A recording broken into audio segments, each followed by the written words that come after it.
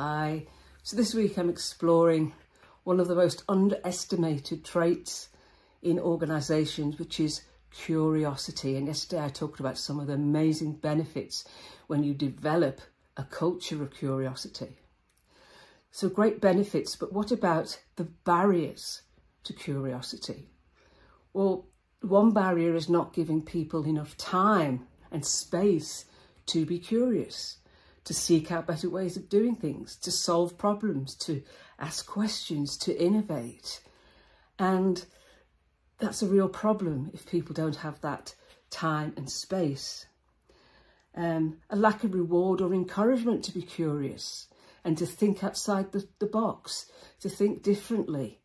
And when you see people being curious and looking for better ways of working, we should reward and encourage that behaviour and use positive and reinforcement to say, I want to see more of that.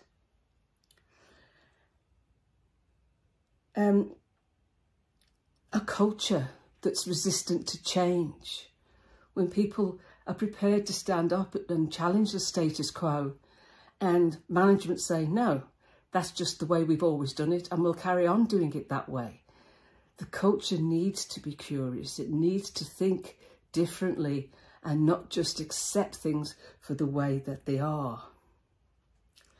There could be a barrier, could be the lack of motivation to be curious about things due to burnout and change fatigue. And when we talked about the benefits yesterday, organisations can't afford not to have a curious culture. And we need leaders who model curiosity, who show that they're prepared to step outside their comfort zone and challenge the status quo. And when they do it, other people will follow suit. And a fear of doing something different, a fear of stepping outside your comfort zone is a barrier.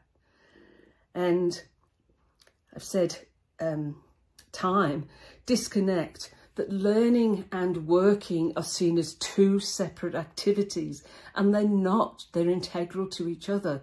You should be able to learn while you're doing the job and learn by being curious and getting information from other people. And the last barrier is risk aversion, the aversion to trying something new in case it fails. If we're not failing, we're not moving forward. And I don't like to use the word fail, as you probably know. I like to say setbacks. Okay, we've had a setback. We'll learn from it. We'll celebrate it and we'll move on. So there has to be an acceptance of a level of risk to encourage curiosity.